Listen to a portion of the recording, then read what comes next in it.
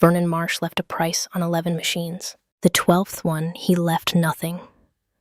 No number, no cell note.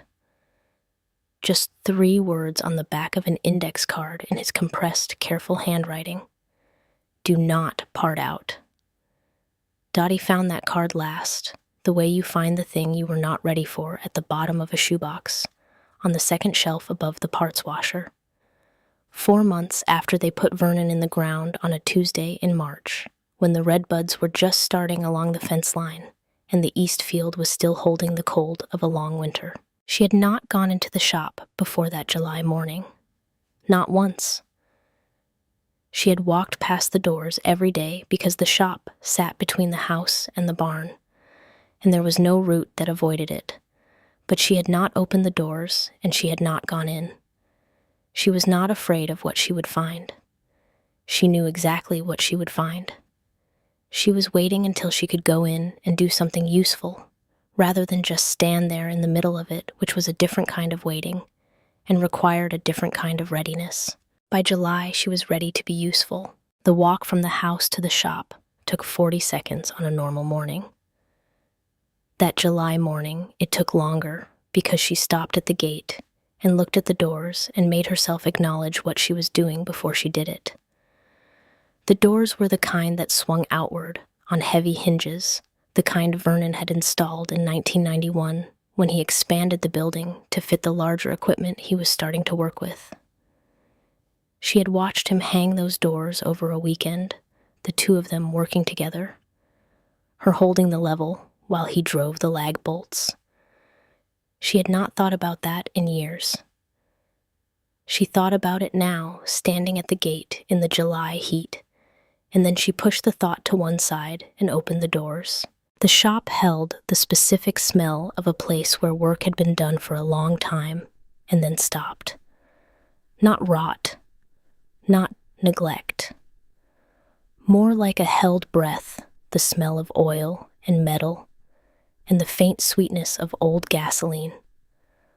All of it suspended in the July heat under the corrugated roof that ticked and popped as it expanded in the morning sun. The 12 machines stood in their places, arranged with the logic Vernon had developed over decades of moving equipment in and out of this space. The 6 John Deere 2-cylinders ran along the east wall in chronological order, the oldest nearest the door. The 2 Farmall Super M's stood near the center of the floor, angled slightly to allow passage on both sides. The Ferguson and the Ford and the Minneapolis Moline were arranged toward the back, and in the far corner, on its steel wheels, sat the 1947 John Deere Model B, in the particular stillness of something that had not moved under its own power in a very long time, but had not been forgotten. Dottie stood in the doorway for a moment and let the smell reach her, and then walked in. She did not look at the machines right away. She walked to the workbench along the north wall and stood there and looked at the pegboard above it, where Vernon's tools hung in their outlines, each one traced in black marker on the pegboard so that the absence of any tool was immediately visible.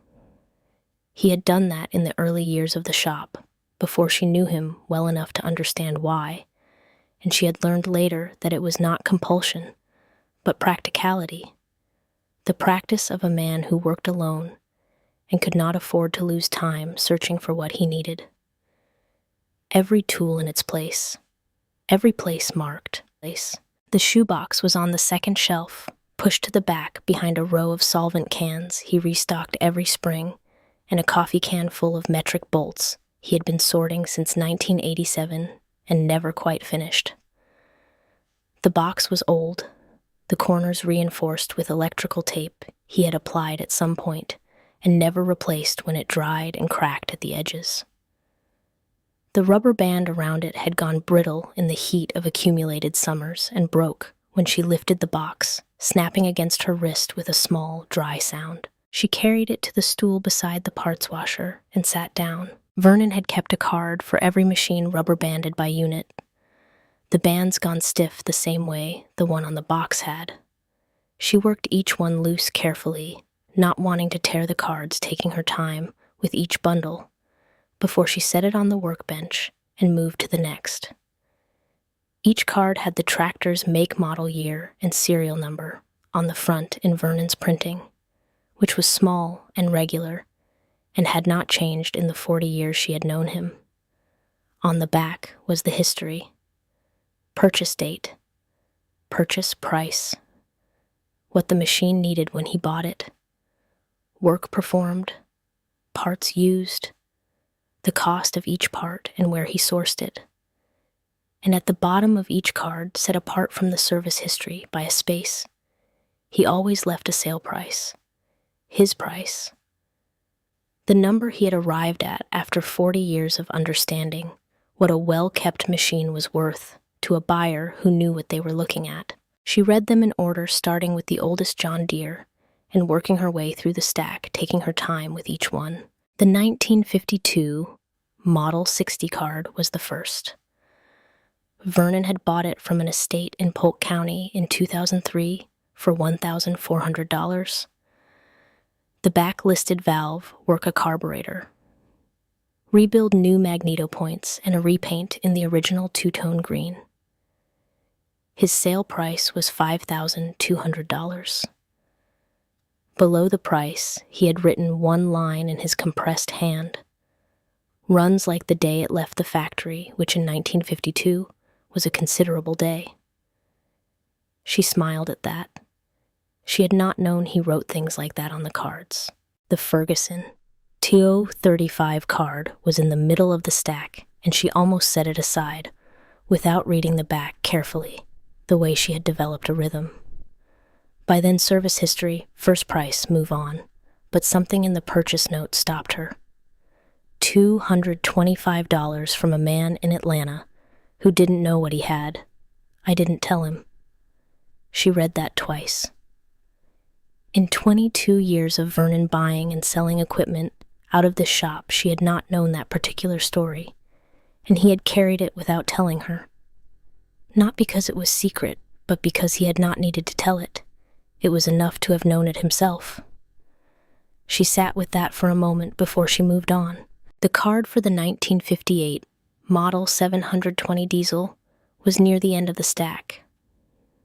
Vernon had written the service history in his usual compressed style: valve clearances, checked injector timing, confirmed hydraulic pump seal, replaced fresh engine oil, and filter new, air cleaner element. Then below the list, separated by a space he did not usually leave, he had written 2 sentences. Best diesel I've owned. Fires on the first pull every morning. The sale price was $8,400. Dottie read those 2 sentences again. She had heard Vernon say the first one out loud at the kitchen table more than once over the years. She had not known he had written it down. There was something about seeing it in his handwriting on an index card that was different from hearing it spoken. The spoken version was a comment. The written version was a verdict delivered to whoever would eventually read it, intended to survive him. The Ford 8N card was the longest of all of them. Vernon had built the loader on the Ford himself, fabricating the frame from angle iron and salvage hydraulic cylinders over the course of a winter. In 2009, and he had documented every part of the process on the back of the card in writing, smaller than his usual hand, as if he were trying to fit everything in, because the card had a fixed size and the work had not. The steel specifications and the gauge of the angle iron. The source of the hydraulic cylinders, a combine salvage in Newton County that he had driven 3 hours to reach. The mounting point calculations written in the abbreviated notation of a man who has done enough structural work to trust his own shorthand. The number of hours he had spent on the fabrication across that winter, 63 total, recorded not as a complaint or a boast, but as information. Not because he was proud of it, or not only because he was proud of it, but because he wanted whoever bought it to understand what they were buying. The sale price was $3,800. She set the Ford card down on the workbench and looked at the remaining cards in the stack. There was one left. She had set it aside when she first went through the box. Not intentionally, it had just ended up at the bottom, and she picked it up now. The Model B card had the usual front.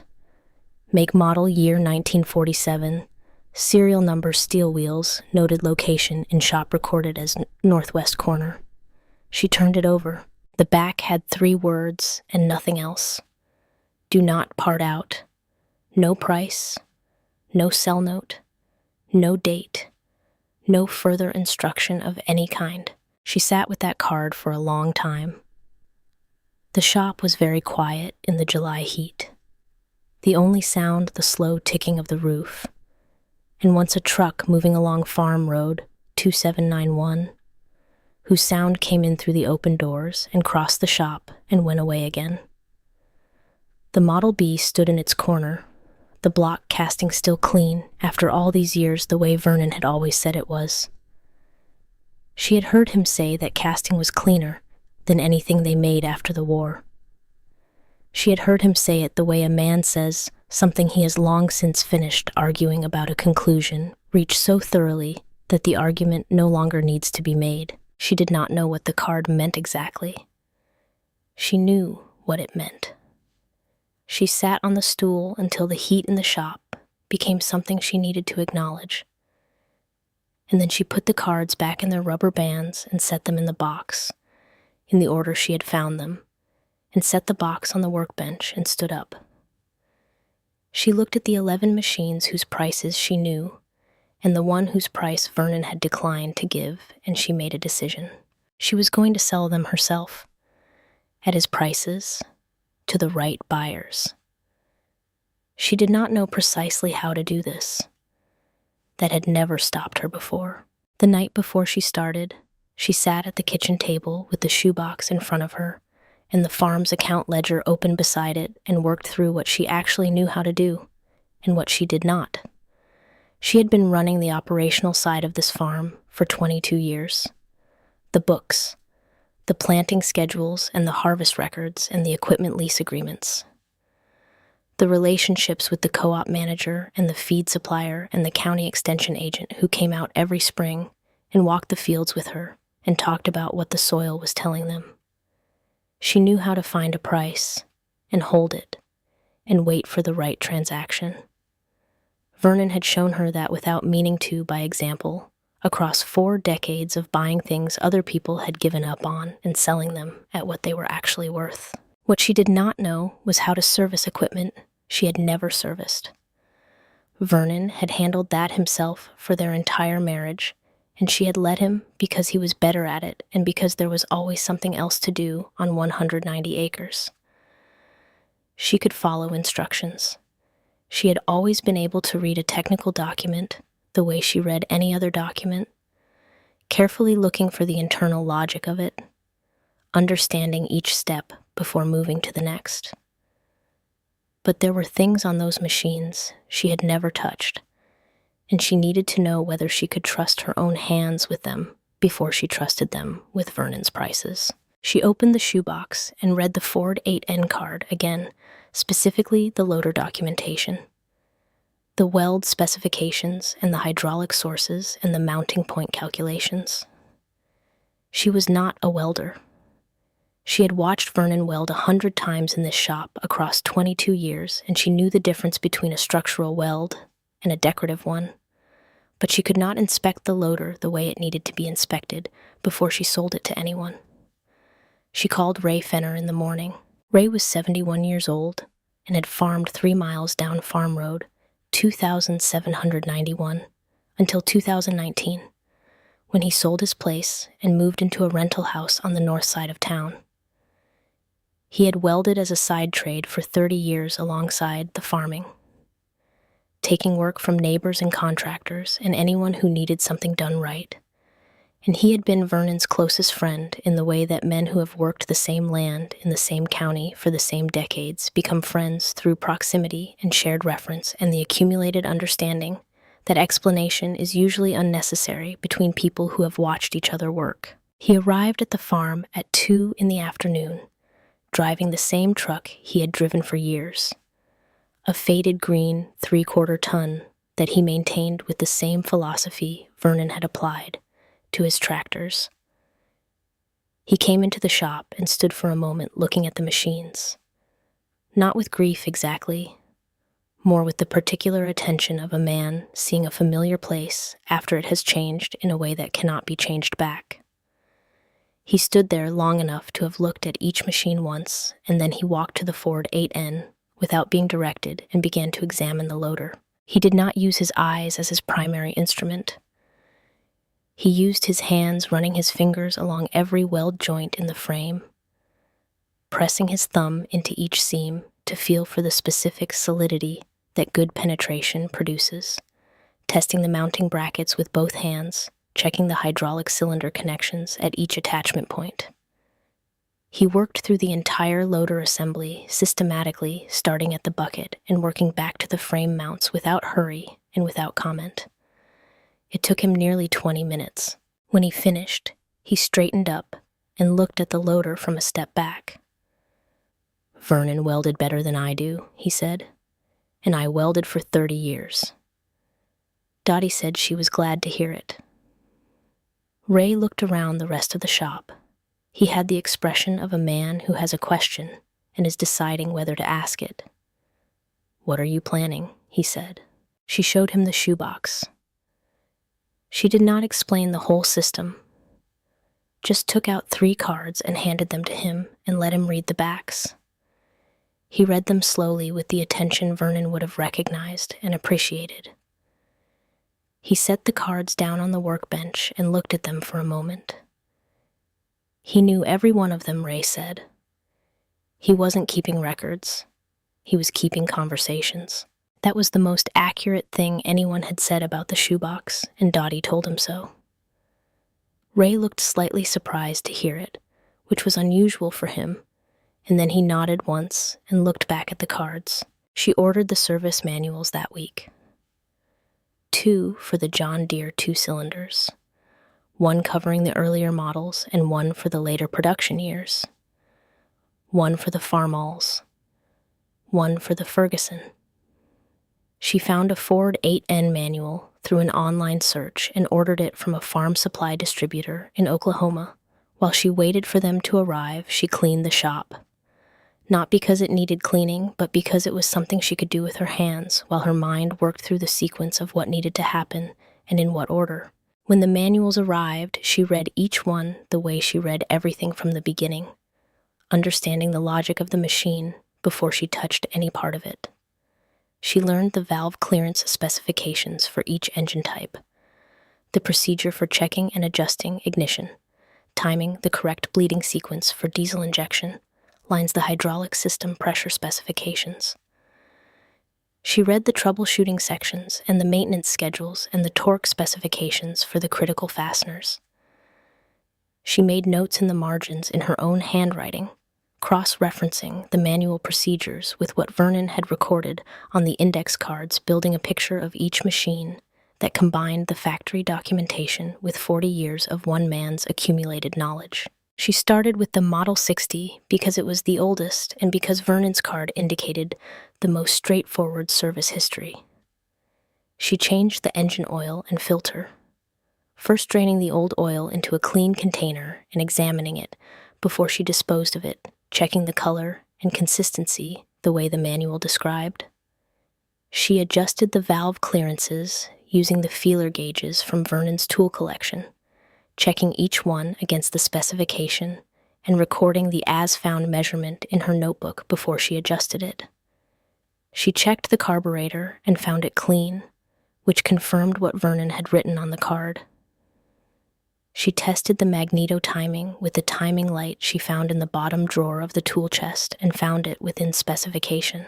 When she started the Model 60 for the first time after the service work, standing beside it with her hand on the throttle and listening to it warm up, she understood something she had not expected to understand. The machine sounded the way Vernon had described it on the card. Runs like the day it left the factory. She had read those words and known they were an assessment. Standing beside the running engine with the exhaust note settling into a steady beat, She understood they were also a measurement precise and technical and verifiable, and that she had verified them. She worked through the machines one by one across August and into September, following the index cards for what each machine needed, and filling gaps with the manuals and occasionally with phone calls to Ray Fenner, who came by twice more to help with jobs that required 2 sets of hands. She changed fluids and adjusted valves and bled injection lines and replaced belts and cleaned carburetors. On the 3 machines that needed paint, she applied primer and a single top coat, not a show finish, just clean and honest, the standard Vernon had applied to everything in this shop for 40 years. There were evenings when she sat at the kitchen table with the manual open in front of her and could not remember the next morning how she had solved a particular problem.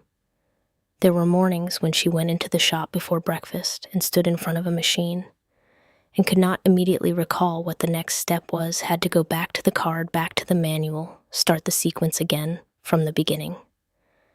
She did not find this discouraging. She found it accurate. She was learning something she had not known before at 53 in a shop that had belonged to someone else. And learning at this stage of life was slower and less certain than it had been earlier. That was not a problem. It was a condition, and conditions could be worked with. She built the spec sheets on the computer at the kitchen table, 1 page for each machine, working directly from the index cards and her service notes.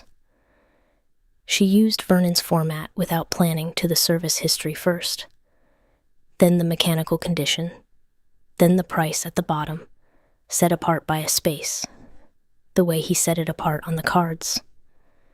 She printed them on cardstock and pinned them to the steering columns with the same safety pins Vernon had used for his own labels. She photographed each machine herself in the early morning when the light came low through the shop doors from the east and caught the lines of the machines without flattening them.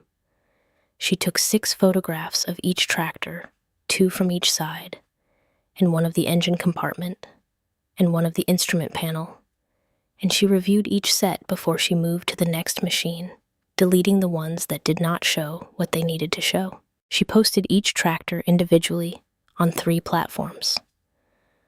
A farm equipment exchange she found through the county extension office website, which served a regional audience of working farmers and serious collectors. A John Deere 2-cylinder enthusiast forum she found through a search which had more members than she had expected, and a culture of detailed, technical discussion that reminded her, in a way she could not fully explain, of the way Vernon talked about machines when he was talking to someone he respected. A regional antique tractor group on a social media platform that she joined specifically for this purpose, and which she found, somewhat to her surprise, to be populated by people who knew a great deal and were generous with what they knew. The prices were Vernon's prices. She did not adjust them upward, and she did not adjust them downward. She did not round them to more convenient numbers. She listed them exactly as he had written them on the backs of the index cards, because the prices were not her assessment. They were his, and her job was to find the buyers he had in mind, not to renegotiate the terms on his behalf. It was the 2nd Thursday of October when she posted the first listing, the Model 720 diesel. She had taken the photographs that morning, choosing the set that showed the machine in the best available light without misrepresenting it, and she had typed the spec sheet information into the listing text exactly as it appeared on the card, including the service history in the same order Vernon had written it. She read the listing through twice before she posted it, checking for errors, and then she posted it and closed the laptop and went back to the shop to finish the hydraulic pressure check on the second Farmall. She went to bed at 10 that night. The phone was on the kitchen table. She lay in the dark and thought about the listing, sitting on a server somewhere visible to whoever came across it.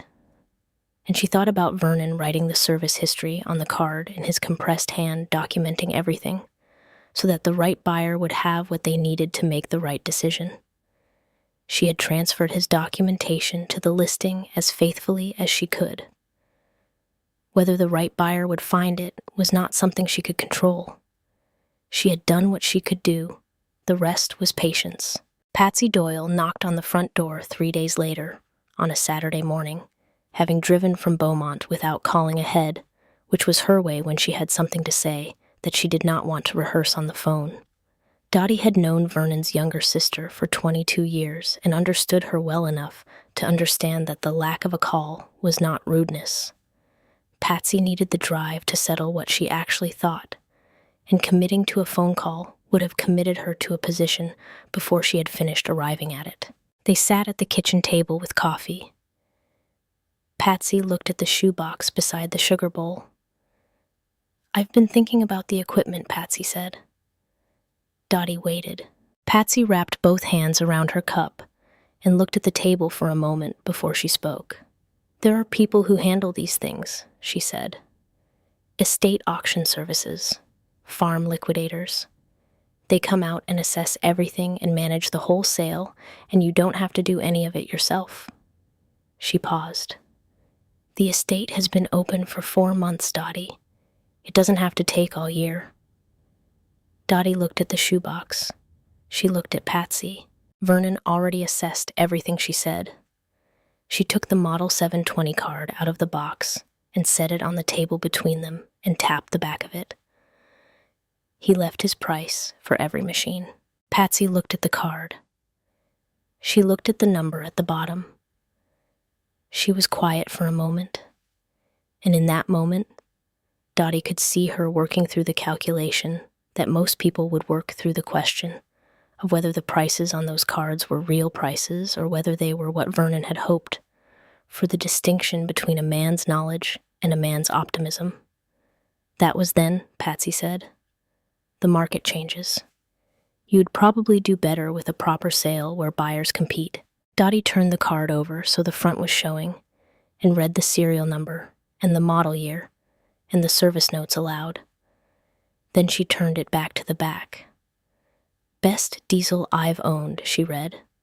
"Fires on the first pull every morning." She set the card down. Vernon had not written that about a machine he had mispriced. Patsy was quiet. "He's not here to know the difference," Patsy said. She said it without cruelty. She said it the way a woman says something difficult when she believes it is true and believes the other person needs to hear it, which is a different thing from saying it to wound. Dottie picked the card up and held it in her hands for a moment before she put it back in the box. "He knew that machine," she said. "He knew all of them. He spent 40 years learning exactly what things were worth, and he wrote down what he learned, and he was right about everything else he ever wrote down in this house." She closed the box. "I'm going to find the buyers he had in mind. That's what I'm doing." Patsy drove back to Beaumont that afternoon. At the front door, she stopped and turned. "I'll call in 6 months," she said. "If the shop's still full, we'll have a different conversation." She meant it as a warning. Dottie received it as a deadline, which was a more useful thing to have. The listing for the Model 720 N20 had been up for 4 days when the phone rang, and the area code was from East Texas. Earl Stuckey was 68 years old and had retired from John Deere Field Service after 26 years, the last 11 of them as a senior technician, handling warranty and diagnostic work across a 4-county territory. He had been watching the 2-cylinder enthusiast forum for several years, he said in the comfortable way of a retired specialist who no longer has urgent reasons to act, but has not lost his interest in the subject.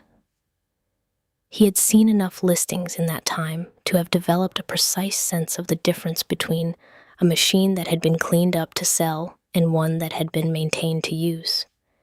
And he had learned that the difference was usually apparent in the service history if the service history was real and specific and recorded in the right order. He had questions. Dottie answered them from the spec sheet, and then when the spec sheet did not contain what he was asking for, from the back of Vernon's card, which she had pulled from the shoebox before she picked up the phone, because she had expected someone to call and had wanted to be ready. He asked who had done the most recent service. She told him she had. There was a pause on the line. Not long, but she heard it clearly, the specific quality of a pause from a man who is recalibrating his expectations. She said I followed the index card for what the machine needed in the factory service manual for procedure. If you want me to read you the work list, I can do that. Go ahead, Earl said. She read it in the order Vernon had written it. Valve clearances, injector timing, hydraulic pump seal, air cleaner element, engine oil and filter, the AS found measurements she had recorded in her notebook before each adjustment. When she finished, there was a different quality to the silence than the pause had been. He asked about the hand clutch. She said it engaged clean at the midpoint with no slip under load, and that she had tested it with a tiller on the south field and run it under load for 40 minutes before she was satisfied. He was quiet for a moment. I'll come Saturday, he said. He arrived in a 1-ton Chevy, pulling a gooseneck trailer, which told her he had made his decision before he left Hughes Spring, and the visit was not an evaluation, but a confirmation of a specific kind, the kind where a man needs to verify, with his own hands, what he already believes to be true. He parked at the shop and got out, and shook her hand, and looked at the machine for a long moment before he touched it. He started it cold and let it idle. He did not do anything else for 15 minutes. He stood beside it with his arms crossed and his head at a slight angle, listening. The shop was quiet enough that she could hear the specific quality of the idle from where she stood near the workbench, the regular beat of a diesel engine that had been correctly timed and properly maintained, a sound that was not dramatic but was accurate like a statement of fact, made without emphasis. When he finally shut it down, he stood beside it for a moment longer before he turned to face her. Your husband was Vernon Marsh, he said. She said yes. Earl looked at the tractor and then back at her. I met him at the equipment show in Tyler in 2008, he said. He had a different 720 than one he sold before he acquired this one. I was curious how he evaluated a machine when he was buying. He paused. He told me you don't look, you listen. Start it and let it idle and listen. The machine will tell you more than the person selling it. Dottie did not say anything. Earl looked at the 720. I stood here this morning and listened to this machine idle for 15 minutes before I did anything else. He paused. Your husband was right. He paid $8,400 in cash, counting it out on the shop workbench in hundreds and fifties with the unhurried manner of a man for whom cash transactions carry a specific weight that electronic transfers do not. He loaded the machine himself, working the ramps with the competence of someone who has moved heavy equipment in all conditions and has long since stopped thinking about the individual steps. While they were securing the chains on the trailer, he stopped and looked back at the remaining 11 tractors lined up in the shop. You selling all of them, he said. At Vernon's prices, Dottie said. Earl looked at the machines for a moment. He looked at her with the expression of a man who has heard something that confirms a conclusion he had already reached about the situation. I know a few people, he said. I'll pass your listing along. He drove out to Farm Road, 2791, and turned toward Hughes Spring, and she watched the truck and trailer until the tree line at the south curve of the road took them from view. Then she went back into the shop and stood for a moment in the space where the 720 had been. The outline of it was visible in the dust on the floor, the wheel tracks, and the footprint of the machine, a kind of negative impression. She looked at it for a moment, and then went to the workbench and opened the shoebox, and put the Model 720 card in its rubber band, and set the band aside from the others, the first completed transaction. She had 10 machines to sell, and one she was not going to sell, and a deadline from Patsy Doyle that was now 5 months and 3 weeks away. She made a pot of coffee and sat at the kitchen table and opened the laptop and looked at the listing for the Model 60, which had been up for 9 days with 4 inquiries but no serious buyer yet. She read each inquiry carefully and composed replies to the 2 that showed genuine knowledge of the machine. Then she opened a new browser tab and began building a listing for the next machine in the sequence, the 1953 Model 70. She was not worried. Vernon had not been a worried man, and she had lived beside him long enough to understand the distinction between patience and passivity, between waiting for the right thing and failing to pursue the right thing. You built the listing correctly. You priced it accurately. You answered the questions with specificity. And then you let the right people find their way to it because the right people were looking, and if what you had was what they were looking for, they would arrive. She had watched him operate this way for 22 years. Every time, without exception, the right buyer had arrived. Outside, the October light was going flat and gold across the east field in the particular way of late afternoons in this part of Texas when the season is turning and the air has not yet committed to cold. She closed the laptop and went back to the shop to finish checking the valve clearances on the second Model 70. The Model 60 sold in the first week of November to a retired schoolteacher in Nacogdoches who had been looking for one in running condition for 6 years. He drove out on a Wednesday afternoon, spent 25 minutes with the machine starting it cold, and checking the service history against his own knowledge of what a well-kept Model 60 should show, and paid $5,200 without negotiation. He shook her hand at the gate and said Vernon had kept it better than the day it was built. She thanked him and watched him drive away with the machine on his trailer, and went inside and crossed the Model 60 off the list in the spiral notebook she had been keeping since September. 10 machines. Then 9 when the Ferguson sold to a buyer in Arkansas the following week. The Ferguson buyer had found the listing on the enthusiast forum and driven down on a Saturday a 6-hour round trip, which told her something about his seriousness before he arrived. He was a man in his mid-60s who had grown up on farms with Fergusons and had been looking for a TO-35 in original condition for years. He walked around the machine, twice checked the hydraulic system operation, started it, and listened, and then said the price was fair and paid it. He said the Ferguson system, the 3-point hitch with its draft control, was the most elegant piece of agricultural engineering of the 20th century, and that Vernon had kept this one the way it deserved to be kept. She told him she would pass that along, and then she remembered that she could not, and the man seemed to understand what had happened in the space between the sentence and the correction, and he did not say anything further about it, which was the right response. 8 machines after the Ferguson, then the Ford. 8N went to a man from Red River County on a Sunday in early December, and that sale changed something in how Dottie understood what she was doing. He had found the listing through the regional Facebook group and had called ahead and asked specifically about the loader, not the tractor.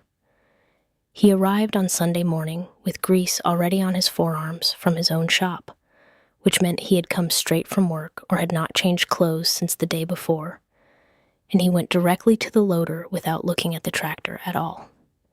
He lay down on his back in the gravel under the front of the machine with a flashlight and spent close to an hour working through every weld joint from underneath, checking angles and penetration and the condition of the metal at the stress points, testing each hydraulic cylinder mount with both hands. When he stood up, he had the expression of a man who has verified something important. He asked who built it. She told him Vernon had fabricated it, the year the source of the hydraulic cylinders. She showed him the section of the index card where Vernon had documented the construction. The man read the card carefully. He was a welder himself, he said, had been welding since he was 14, and he had bought and sold field-built equipment all his life.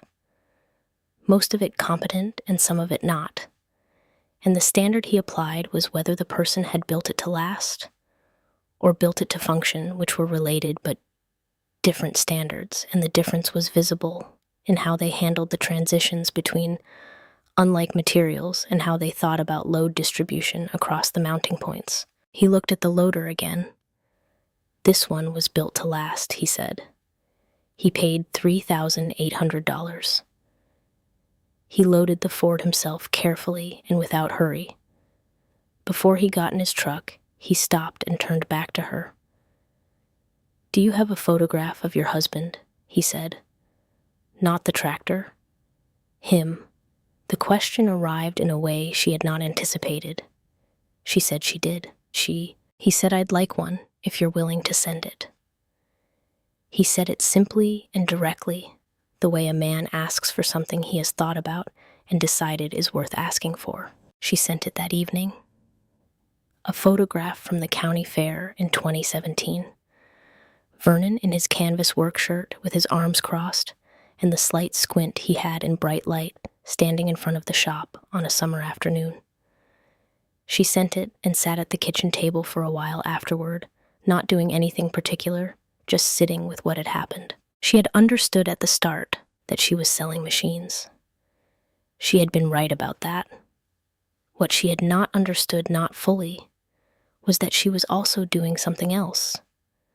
Something that did not have a clean name, but had to do with Vernon continuing past the point where he had stopped. The man from Red River County was not going to hang Vernon's photograph on a wall out of sentiment. He was going to keep it, because the loader he had just bought was the work of a specific person, and knowing who that person was mattered to him in the same way knowing who had made a tool mattered to men who understood tools. She thought about that for a long time after she closed the laptop. It was the first week of December, and she had 8 machines sold and 4 left in the shop. The Patsy deadline was somewhere in early February, 9 weeks out. She was not behind. She was not ahead. She was exactly where the work required her to be. Craig Hollis called the second week of December.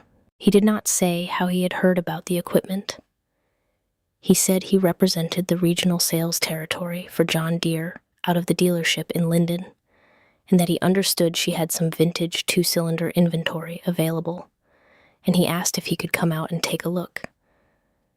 His voice had the practiced ease of a man who makes calls like this as a regular part of his work, and has learned over the years to lead with the question rather than the purpose.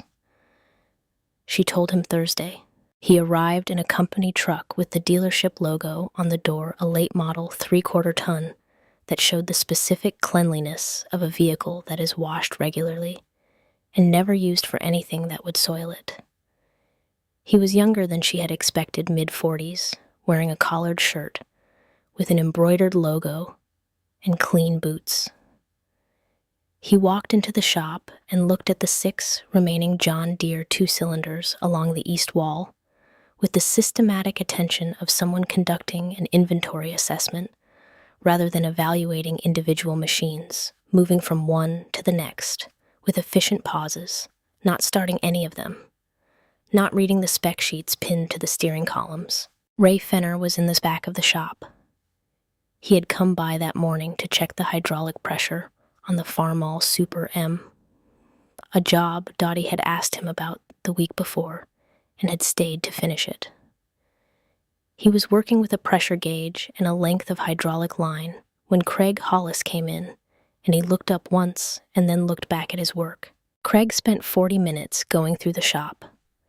He opened the binder Dottie kept on the workbench, the one with a full page for each machine, including the index card information, her service notes, the photographs, and Vernon's sale price at the bottom of each page.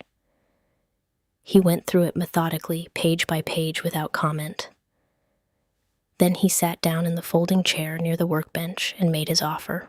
$18,500 for all 6 John Deere 2-cylinders as a single package. He said the number with the confident clarity of a man presenting a figure he has already calculated. Is fair the confidence that comes from practice, rather than from belief in the specific number. Dottie had Vernon's aggregate pricing for the 6 machines in her head. She had added it the night before the way she added things when she wanted to be certain, and the total was $32,700. She looked at Craig Hollis and did not speak. He leaned forward slightly and explained the vintage equipment market in a measured, reasonable voice. He talked about a narrow collector audience and the challenge of moving 2-cylinder units individually at prices above what the dealer wholesale market would support.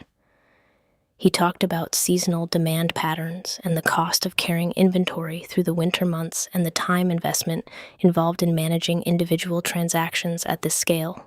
He talked about these things with the patience of a man explaining something to a person he does not assume has encountered it before. From the back of the shop, Ray had stopped working. He was standing beside the farm-all with the pressure gauge in his hand, listening. When Craig finished, the shop was quiet for a moment. "You bought the Fenner place," Ray said. He said it from the back of the shop in a caring voice, the voice of a man who has decided to say something and is saying it plainly. Farm Road 1013, few years back. Craig turned and looked at Ray for the first time. "That was my place," Ray said. Something moved across Craig Hollis's face. A brief, controlled adjustment. The expression of a man who has walked into a room and discovered it contains more history than he accounted for.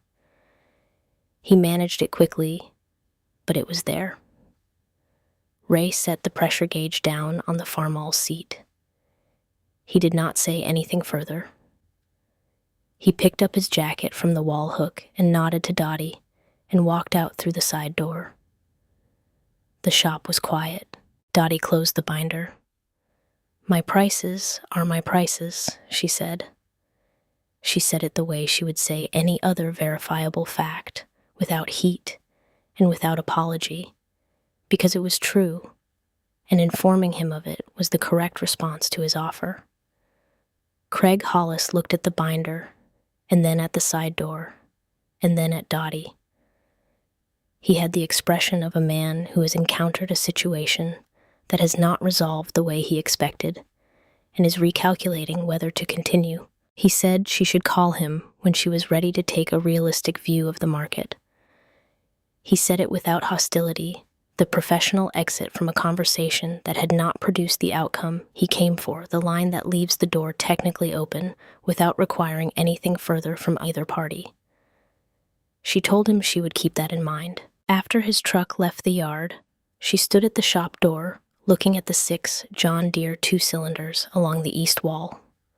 Earl Stuckey had sent 2 people her direction in the 6 weeks since he bought the 720.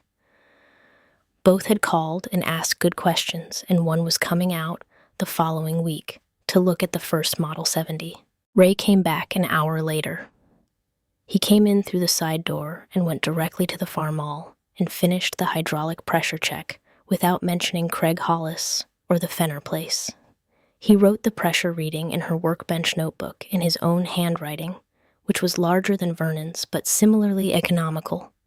He put his tools away in the order Vernon had established for the shop, which Ray knew, because he had spent enough time in this shop over the years to have internalized the system.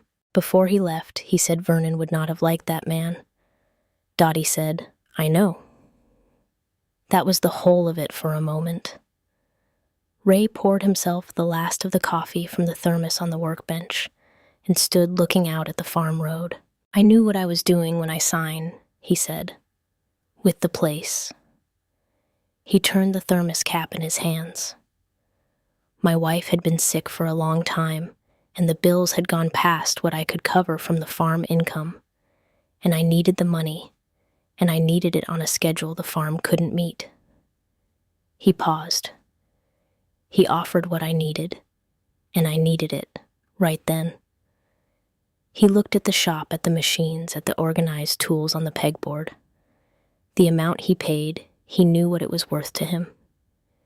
He didn't know or didn't care what it was worth to me. He set the thermos cap down on the workbench. Vernon always understood the difference between those 2 numbers, Ray said. Dottie looked at the 6 machines along the east wall, each one priced at the number Vernon had arrived at after 40 years of knowing exactly what that difference was.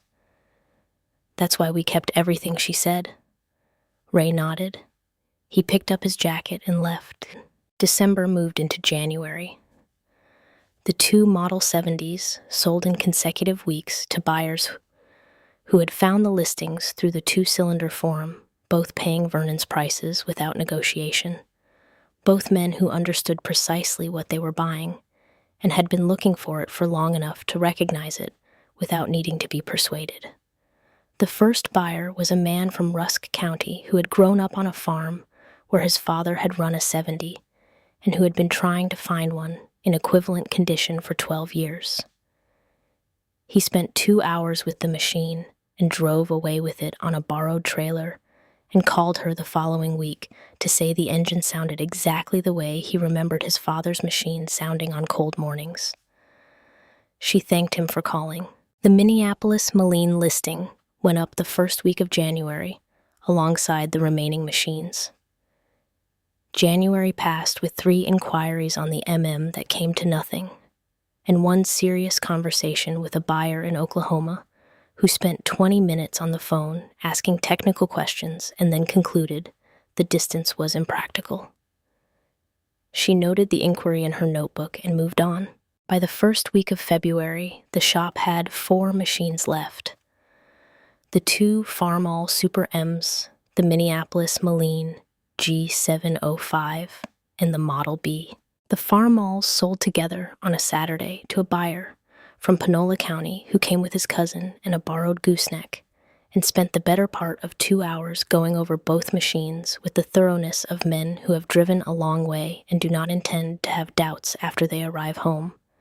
They paid $7,800 for the pair, exactly the sum of Vernon's 2 prices in cash in the same unhurried manner as every other cash transaction in this shop. They loaded both machines carefully and left, and she watched the trailer down the farm road until it was gone. The shop had 2 machines in it now, the Minneapolis Moline in the back and the Model B in the corner. She stood in the doorway and looked at them. Then she pulled the Minneapolis Moline card from the shoebox and read the back of it again. She had read it in July. When she first went through the box the same afternoon, she read all the others, and she had read it in the order. She read everything that day, service history first, then the price, then on to the next card. The service history was complete, and the price was specific, and she had not found reason to linger on it. Now she held it in the overhead light of the shop and looked at it more carefully than she had before. There was writing in pencil below Vernon's sale price. Not below the line she had taken as the bottom of the card's information, but below the price itself in a smaller hand than his usual printing, written in the lighter pressure of a man adding something he wants to record without overwriting what is already there. She tilted the card, and the pencil marks came clear. M, it said. Wait for the right buyer. Don't rush it. She stood with the card for a long time in the quiet shop. The Minneapolis Moline had been listed for 4 weeks without producing a serious buyer. It was the longest any of Vernon's machines had gone without a committed inquiry, and she had begun in the part of her thinking she did not speak aloud to examine the possibility that she had misjudged something. Whether Vernon's price on this machine was the exception to the pattern she had trusted, whether the narrow audience that Craig Hollis had described was for this specific and less common mark, narrow enough to be a real obstacle rather than a solvable problem. The pencil note answered that examination. He had known.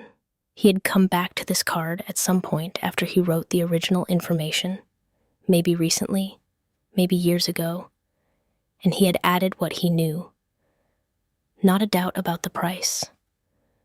Not a revision. A direction written in pencil, because it was specific to circumstance, rather than permanent. The kind of note a man makes when he wants to remember something he has thought through and does not want to have to rethink later. Wait for the right buyer. Don't rush it. She put the card back in the box and closed the lid.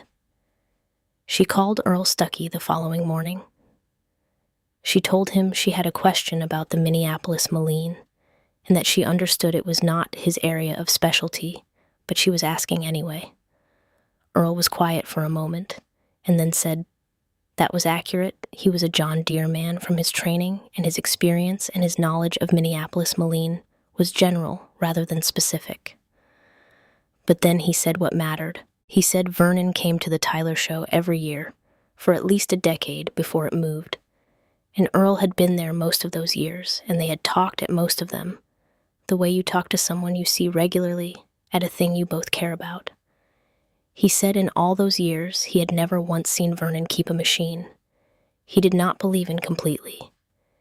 He said if Vernon priced that MM and wrote what he wrote on the card, the machine was priced right, and the right buyer would come. "That's enough," Dottie said. Earl said there had been an account on the two-cylinder forum asking about G705 listings a few weeks ago, a Minnesota address, and he thought the account might have sent her a direct message through the listing platform, but he was not certain. He suggested she check her listing inbox. She checked. There was a message sent 3 weeks earlier from an account registered in the Twin Cities area. 3 sentences. It asked about the condition of the original hood decals and the serial number plate. It asked whether the PTO engagement was live or independent.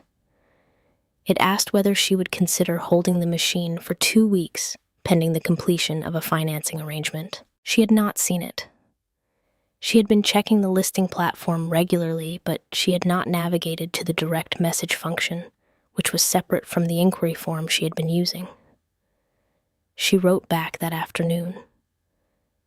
The decals were original and intact, the serial plate present and legible. The PTO was live. She did not hold machines on financing, but if he wanted to discuss the purchase, she was available by phone. He called within the hour. His name was Miles Sutton.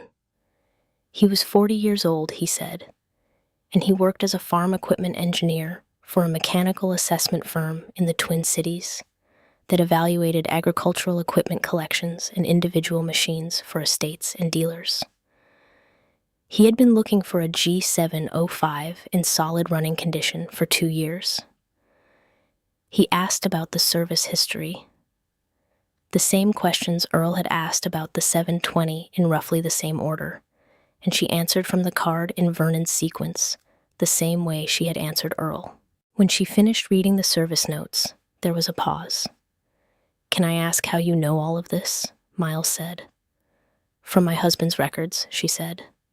"He kept a card on every machine. Index cards in a shoebox."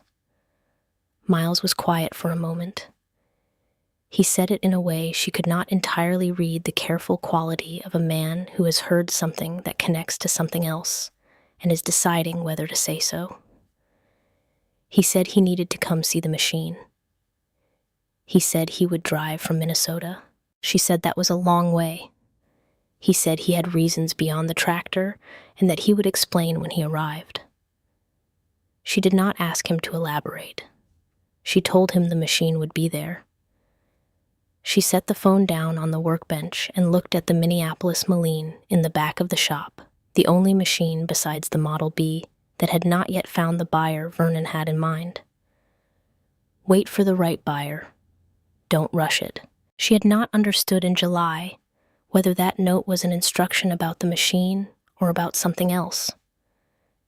She was beginning to understand that it was both the way most things Vernon wrote down turned out to carry more than the surface meaning when she read them carefully enough.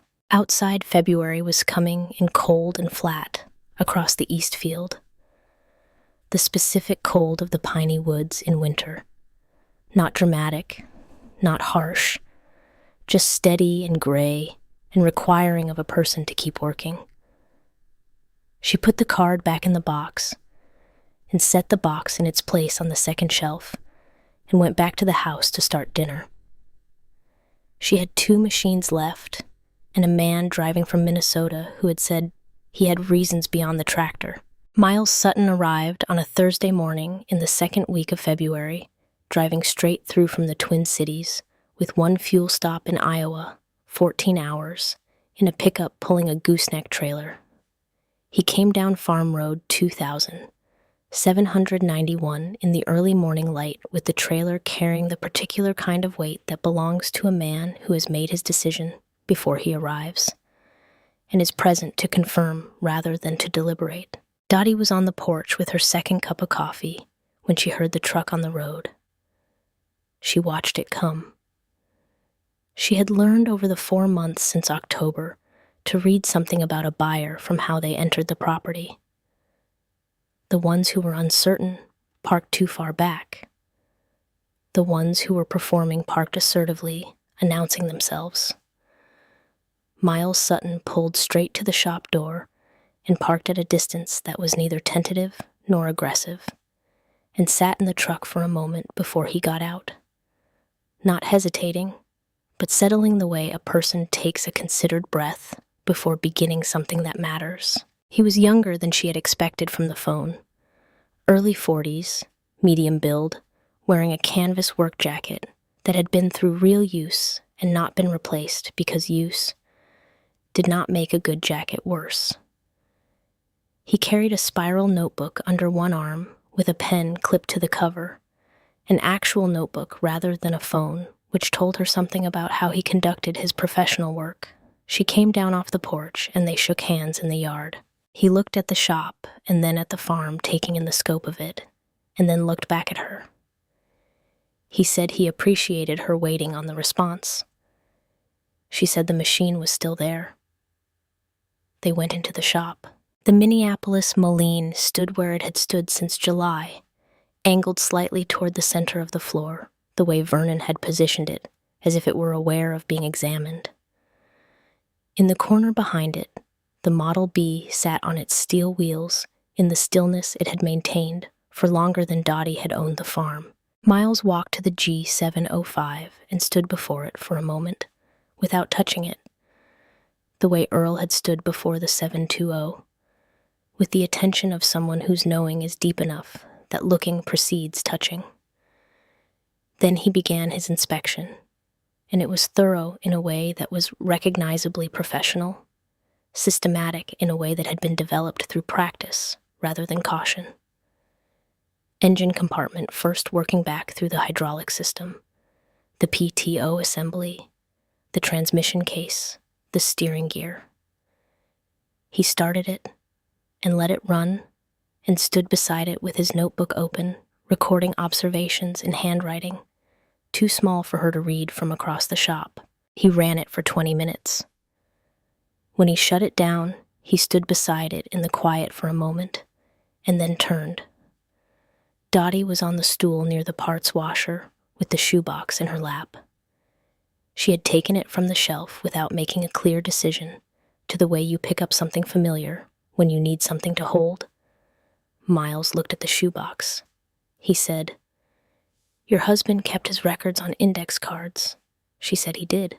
Miles nodded once, slowly. He put his pen in his pocket and closed the notebook. Then he reached into the inside pocket of his jacket and took out his phone. He held it out to her face, up showing her the photograph on the screen. It was taken at an outdoor equipment show, the kind held in fields with rows of machines and crowds moving between them. In the right portion of the frame, in front of a Minneapolis Moline G705, that was the same model as the one behind her, but not the same machine, stood a man in a canvas work shirt with his arms crossed and a slight squint against the afternoon sun. The posture was completely familiar to her. She had seen it 10,000 times. It was Vernon. Dottie looked at the photograph without speaking. That was the farm machinery show in Abilene, Miles said. September of 2014. I was there on contract work evaluating a small collection for an estate settlement. He paused. I had 45 minutes between my last assessment and the drive home, and I walked the show floor. He had stopped at the G705 because of the man standing beside it, Miles said. Not because the man was performing knowledge of the machine for an audience, but because he was talking to it the way a mechanic talks to something he has thought about carefully for a long time, precise and specific, and not particularly interested in whether anyone was listening. Miles had stopped and listened. He had asked one question, and the man had answered it in detail, and the answer had led to another question, and then another, and they had stood there for close to half an hour, talking about the hydraulic system characteristics of the G705 and the reasons the Minneapolis-Moline line had been consistently undervalued by the collector market relative to what the engineering actually represented, and what a buyer who understood the machine should expect to pay for one in solid running condition. The man had never asked his name. He had never given his. They were two people who happened to be standing at the same machine on the same afternoon, and both knew enough about it to make the conversation worth having. Miles had taken the photograph because he wanted to record the machine. Vernon happened to be in the frame. He had thought about that conversation for 8 years, Miles said. Every time he came across a G705 listing that was either significantly overpriced or significantly underpriced, he thought about what the man at the Abilene show had said about understanding the real number, the number that reflected what the engineering was worth, rather than what the name recognition commanded. He had been specifically looking for a G705 at a correct price for 2 years. When the listing came up on the forum with a service history written in the specific order that someone writes it when they are working from handwritten notes, and the price was exactly what a machine in this condition was actually worth. To someone who understood it, he had read it twice before he allowed himself to believe it. He said, "I sent you the message that same evening." Dottie was looking at the photograph on his phone. Vernon had the expression she knew from 22 years of sitting across from him when he was explaining something he cared about. Focused and precise and slightly impatient with the inadequacy of language for the specific thing he was trying to convey. She did not cry immediately. What arrived first was not grief. It was something that did not have a clean name, but was adjacent to what she had felt when the man from Red River County asked for Vernon's photograph, though larger and more complete, and arriving from a different direction. The understanding that Vernon had continued, not in memory, but in actual consequence, in the way a 20-minute conversation at an outdoor show in the fall of 2014 had traveled forward 8 years and arrived at this shop on a February morning, and was standing in front of her, now having driven 14 hours to complete itself. She set the shoebox down on the parts washer. She looked at Miles, and she looked at the photograph, and then she looked at the G705. And after a while, what she had been carrying since March of the previous year found its way out. Not loudly, not with the convulsive quality that grief sometimes demands. Steadily, the way water finds its way through a crack when the pressure behind it has been accumulating long enough, and when it comes, it is not destructive, only inevitable and right. Miles stood where he was and did not try to fill the silence or abbreviate it. He gave it the space it required. When she was done, she picked up the shoebox and took out the G705 card and set it on the workbench between them without explanation. Miles picked it up. He read the front, the make and model and serial number and service history, and then he turned it over and read the back in the same careful way he had read everything in the shop, attending to the specifics, understanding the document as a document. He read the service history and the purchase information and the sale price and the pencil note below it, smaller than the rest of the writing added at a different time than the original entry. Wait for the right buyer. Don't rush it. He read that twice. He set the card down carefully, aligned with the edge of the workbench, the way you set down something that belongs to someone else. He said, "How long was it listed?" 6 weeks, Dottie said. He nodded. He looked at the card for a moment longer, and then looked at the machine. He paid $6,400 in cash from an envelope in his jacket, counted out on the workbench, the way Earl had counted out the $720 payment in October, with the same unhurried deliberateness. He set the money beside Vernon's card.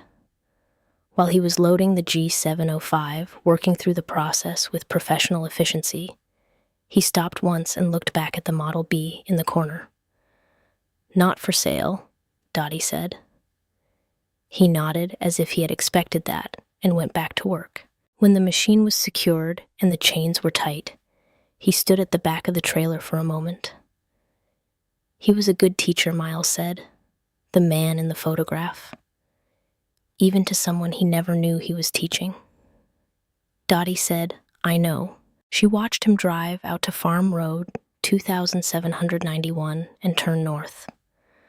The sound of the truck and trailer moved away down the road and thinned and disappeared, and the morning was quiet again, in the way of winter mornings in the piney woods, a complete quiet that has weight to it. She stood in the shop door for a while. The shop had one machine in it now. Patsy Doyle's car came down the farm road 3 days later on a Saturday morning, which was when Patsy traveled to places she had been thinking about all week. Dottie saw it from the kitchen window and filled 2 cups and carried them to the front porch and stood there waiting. Patsy came up the steps and took the offered cup without speaking. She had the particular expression she wore when she had arrived with a prepared conversation and had changed her mind about using it between the car and the porch. They stood and drank their coffee. The morning was cold, and still the pecan tree at the edge of the yard stripped of leaves the east field pale gold in the winter light. After a while, Patsy said, "I drove past the shop." Dottie said, "The doors were open." Patsy had seen the empty spaces. She had seen the one machine remaining in the corner, and had understood from its position and its steel wheels and the evident fact that it had not been touched that this was not a machine waiting to be sold. "How many?" Patsy said. 11, Dottie said. Patsy held her cup with both hands. The steam rose between them in the cold air. Dottie went inside and got the spiral notebook from the workbench where she had left it the night before. She brought it out and handed it to Patsy. The notebook had a page for each machine, the date of sale, and the buyer's name and location and the sale price. 11 pages each one with a line drawn underneath. The sale prices down the right margin matched exactly the column of prices she had transferred from Vernon's index cards at the start of the project 8 months ago. Patsy read through it slowly, not at the pace of someone extracting information, but at the pace of someone receiving it, the pace of careful reading that expects to find something in the details beyond what the facts alone contain. She stopped on the forward 8N page, where Dottie had written in the right margin in smaller letters below the sale price, "Asked for Vernon's photograph." She stopped on the MM page where the margin note said, "Drove from Minnesota, 8 years." She read to the end and closed the notebook and held it in both hands for a moment before she handed it back. "Vernon priced those machines right," Patsy said. "He did," Dottie said. Patsy looked out at the east field. She was quiet long enough for a pickup to move along Farm Road 2791, and its sound to arrive and pass and diminish. "I didn't think you could do it," she said. She said it with the accuracy of someone who prefers honesty to diplomacy, the way Patsy had always said difficult things. "I thought by February you'd have 4 or 5 of them left and you'd be reconsidering the auction idea." "I know," Dottie said. Patsy looked at her. "What changed your mind about doing it yourself?" "In the beginning." Dottie thought about the question.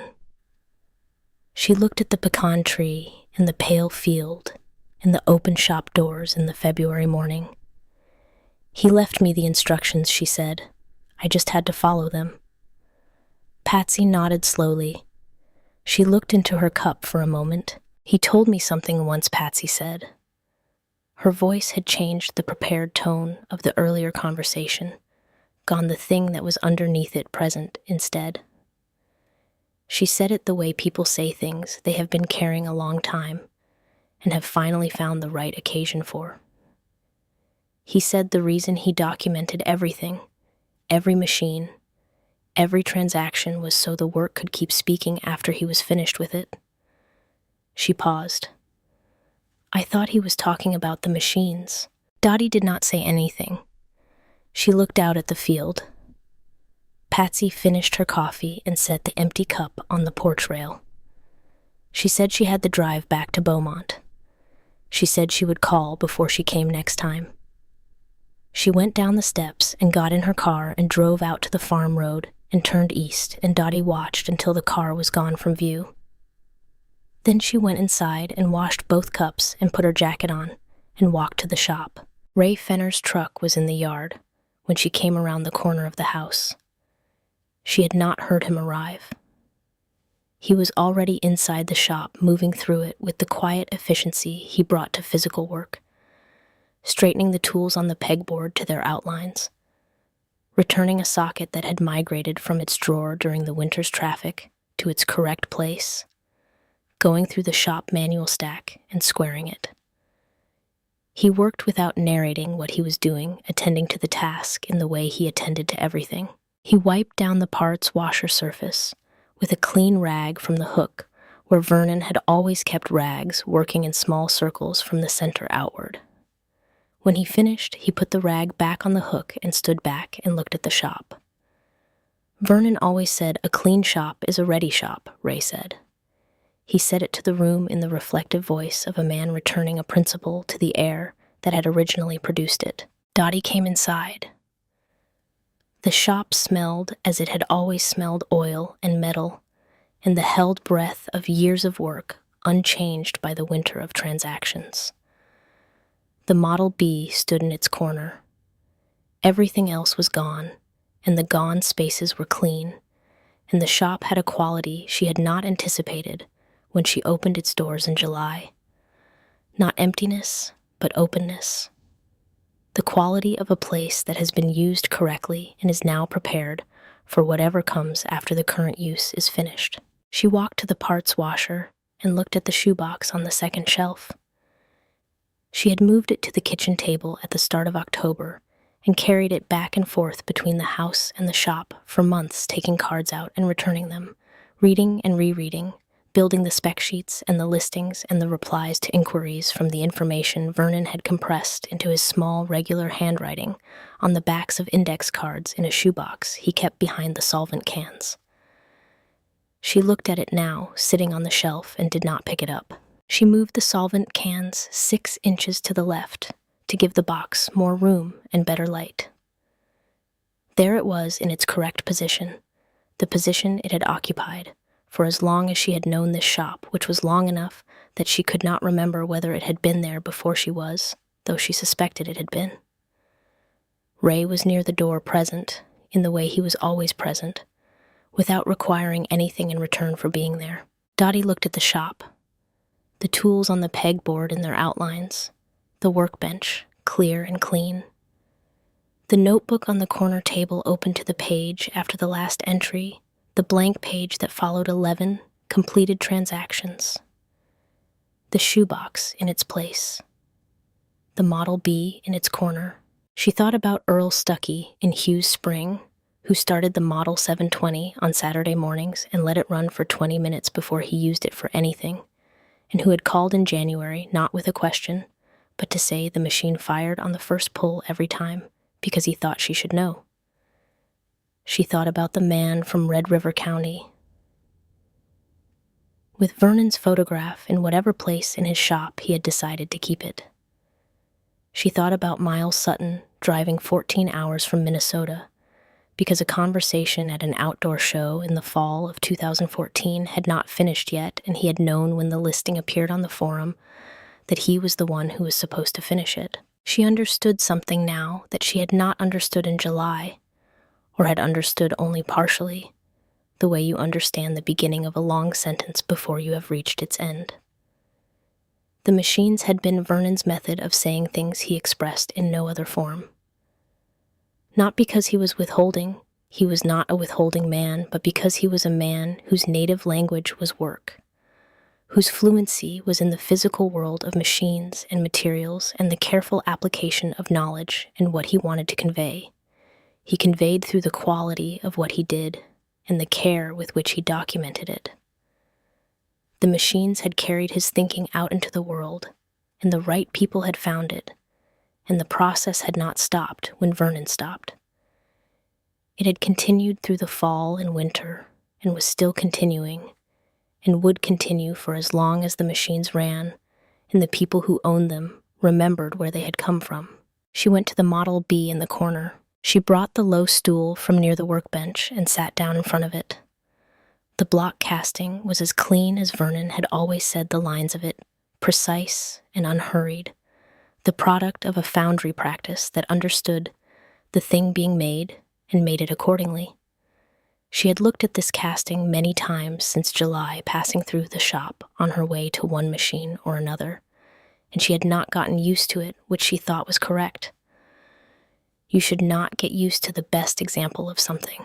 She took the Model B card from the shoebox.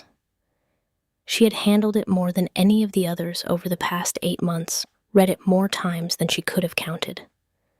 She knew the front by heart. She knew the 3 words on the back by heart.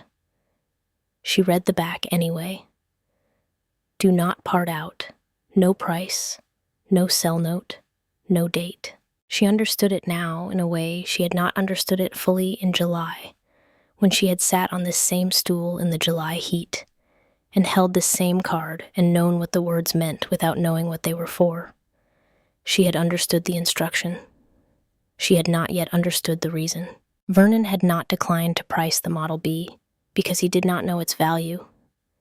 He knew the value of every machine he had ever owned precisely and specifically, with the confidence that comes from 4 decades of direct experience with the difference between what something costs and what it is worth. He had not put a price on the card because the Model B's worth was not the kind of worth that a number was adequate to hold. It was worth the casting on the block, which he had looked at for as long as he had owned the machine, and had not gotten used to, which was itself a kind of testimony. It was worth the position it held in the corner of the shop, which was the position of something that was not inventory, and had never been inventory. Not an item waiting for its buyer, but a permanent resident, part of the place itself, the way the pegboard and the parts washer and the coffee can of unsorted metric bolts were part of the place. It was worth the fact that Dottie sat in front of it, now on a February morning, in a clean shop, from which 11 machines had found their right buyers and 11 amounts had confirmed exactly what Vernon had written.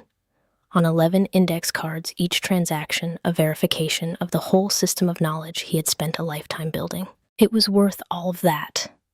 And all of that was worth more than any number he could have written at the bottom of an index card, which was precisely why he had not written one. She sat with the machine in the quiet shop for a while. Ray had gone outside at some point, and she could hear him in the barn attending to something, the sound of a man doing useful work at a distance. The February light came through the open shop doors and reached across the floor to where she was sitting, and lit the lower part of the Model B's block, casting in the specific way winter light works when it is low and direct, finding the angles and things that summer light flattens. She put the Model B card back in the box. She looked at the other card, the 11 rubber-banded stacks. Each one the record of a completed conversation. A buyer found a price, held an understanding, transferred from Vernon's handwriting to the hands of a person who would carry it forward. She had started this in July, not knowing precisely how to do it, and had done it because the not knowing precisely had never stopped her, because approximately knowing how was always sufficient if you were willing to do the work, and because Vernon had left her everything she needed and trusted that she would find the rest. He had known that about her, the way he knew things without announcing it through observation and 40 years of attention. She closed the box. She set it back on the second shelf in the space she had made for it between the solvent cans and the coffee can of metric bolts. The shoebox had sat on this shelf for as long as she had known this shop. It would continue to sit here, which was correct. Some things do not need to move in order to remain useful. Some things are most useful exactly where they are. She stood from the stool and looked at the Model B one final time, the casting clean in the winter light. The steel wheels on the floor Vernon had poured in the summer of 1987. The whole machine present and complete, and not restored and not neglected, and not for sale and not going anywhere. She walked to the shop door and stood in the opening. The east field ran away from her in the pale winter grass to the fence line, and beyond it, to the tree line where the piney woods began. The farm road ran past the gate and on toward the county road, and the county road ran to town and to everything beyond town. The pecan tree at the edge of the yard was bare and would not leaf out for another 2 months and was in no hurry about it. Somewhere in Hugh's spring on a Saturday morning, Earl Stuckey was in his equipment shed. He had told her in January, calling not with a question, but because he thought she should know that he started the Model 720 every Saturday and let it idle for 20 minutes before he used it for anything else. He had set it fires on the first pull, every time. He had said it the way a man reports a fact he finds meaningful, which is different from the way a man reports a fact he finds merely true. She had thanked him for calling. She went back inside and sat at the small table in the corner, where Vernon had done his paperwork for 40 years. The table with the worn surface and the specific tilt to the left that he had never corrected because it was minor enough not to matter, and he had always intended to get to it and never had. She picked up the spiral notebook and opened it to the page after the last entry, the blank page that followed 11 completed transactions, and waited for whatever came after. She wrote the date at the top in her own handwriting, which was different from Vernon's in its character, but had spent 22 years beside his and had acquired in that time some of the same qualities. An economy of motion, a preference for accuracy over impression, the refusal to write down anything she was not sure of. Below the date, she wrote nothing. There was nothing yet to record, and she did not believe in recording ahead of events. She left the page open on the table, available the way a clean shop is available, the way a field turned and left fallow through the winter is available, holding what it has accumulated across the cold months and waiting without urgency for the season that will tell it what to grow.